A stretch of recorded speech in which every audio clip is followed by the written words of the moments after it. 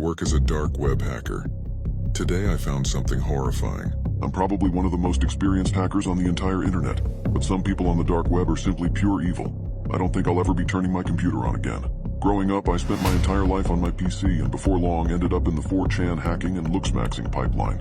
As you could imagine, this meant I had no real-life friends. I was bullied and pushed around a lot and was always too weak and scared to fight back. That was until I realized I could use my hacking skills for my own benefit and to get revenge. I just never could have guessed this would result in the biggest mistake of my life. I had one main bully called Brock who was the definition of a bumhole. He would bully me daily and make my life hell. I guess this made what I ended up doing to him easier to live with. Brock loved to brag. His girlfriend was hot, his figure was fit, and he was amazing at sports. His only downside was he was dumb as hell. So when I saw him on Facebook as a suggested friend, something clicked. With the help of some friends I'd met on 4chan and the dark web, I sent him a PDF file to his email which gave me full access to his laptop upon opening it. That was when I started getting carried away. I had his laptop camera, location, everything. When his girlfriend came over, I was ready. I booted up my online dating application and started sending messages to Brock. Hey baby, can't wait to see you tomorrow. Last week was a blast. It was easy to convince his girlfriend that his online babe was real. But I didn't stop there. I downloaded on his laptop as much gay corn as I could find. You could imagine how his Muslim parents reacted to his fun drive. He never came back to school since then. My guess is he moved out of town. Now I wish I'd have stopped there. Oh God, I wish I stopped there. But I was addicted. That feeling of justice being served by my hands was so good. So I started targeting criminals, the type that used the dark web to hide and spread their filth. For 4 years straight, I was a pain in their asses. Pedophiles, heavy drug dealers, hitmen, you name it. If they were online, I was making their lives a living hell. I thought I was being smart.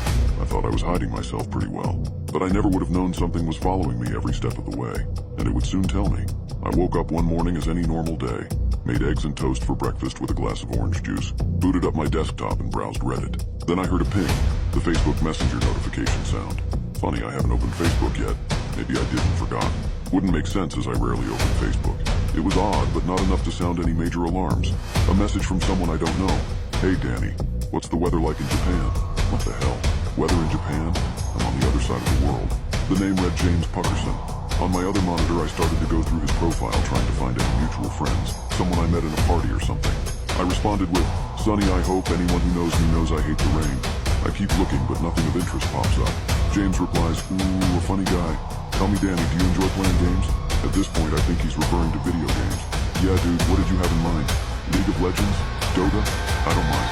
Oh, Danny, I didn't mean one of those childish games. I mean a real game. You know, the type that involves putting one's life on the line. I let out a chuckle. Someone probably hacked my Facebook account, added this weird-ass account, and is now trolling me.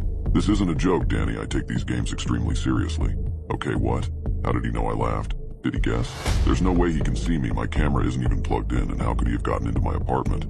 My Facebook profile had a fake address on it, and I never used my real address for anything. Not even Amazon or eBay. This has to be a joke. I wrote, sure dude, I'm bored as hell anyway. I was buying time to try and find out where this son of a bitch was. I scoured everywhere trying to find any small clue to latch onto. Found something, kept going and looked into it more, eventually leading up to an address. When I looked at the address, I froze. I could feel my blood draining from my face. It was my address. I was the only one living there, but somehow this asshole was using my address as a cover. Ping. Another message. I see you've gone extremely pale, Danny. What's the matter? Don't believe in ghosts? I couldn't move. This guy could see me. He knew every move I was making, and I didn't know what to do. Do I run away and burn everything down? Fry my hard drives and shred my motherboard? What the fuck is going on? Ring, ring, Danny, ring, ring. My phone starts to ring, but it isn't James. The caller ID read Mom. I pick up. I hesitate to speak. I can't show my mom I'm afraid of something, she'd worry. I try to act cool. Hey Mom, everything alright? What I heard next made me drop my phone in horror. It made me realize that this was real and this wasn't a joke. A voice, obviously modulated to hide the identity of the caller. But the threat was real and I knew who it was. Hey Danny, what's the weather like in Japan? I stood frozen in horror. Panic swept over my body and thoughts flooded my mind. What happened to my mother? Is she okay? What is this son of a bitch doing with her phone? I knew I had to calm down. Something didn't seem right. I picked up the phone and looked at the caller ID. It just said Mom, no number. Fuck, how could I be so stupid? He was just masking his caller ID. Must be to throw me off balance. I'll play along, there must be something I'm missing. Whoop, what are you doing with my mom's phone? Where is she? Is she okay? A laugh came from the other end. A deep, disgusting laugh. I decided to record the call. Maybe I can play around with the recording and find this caller's real voice. It may not be much, but this person knows where I live and probably who my parents are. He starts talking. The safety of your mother depends on the outcome of our little game. I told you one's life is on the line, but I should have elaborated and said it shouldn't necessarily be the player's life. So, are you ready to play? At this point, I had a thought. How can James see me? I have no cameras connected to the Wi-Fi. My desktop camera is disconnected and I ripped out my laptop camera when I got the damn thing. Another option would be he broke into my apartment and installed cameras when I was out. But why would he risk getting caught like that? I may have cameras at home and catch him doing it. No, he must be using one of my devices. Doesn't seem like I have a choice, James. Have you checked your phone's gallery recently? Confused, I picked up my phone and opened the gallery. To my horror, there were pictures of me. Pictures I didn't remember taking. Pictures of me sleeping, eating, working on my computer, even taking a shower. It felt like every moment of my life was on display. But it wasn't just that. Among the pictures, I stumbled upon one that made my heart race even faster.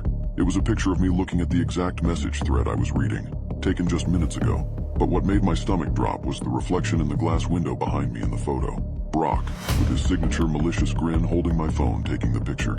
He had been in my apartment hiding, observing me, and now orchestrating this entire thing. Another message on the computer screen flashed. Miss me, Danny? Turns out you're not the only one with friends on the dark web. You took my life away from me and now it's my turn.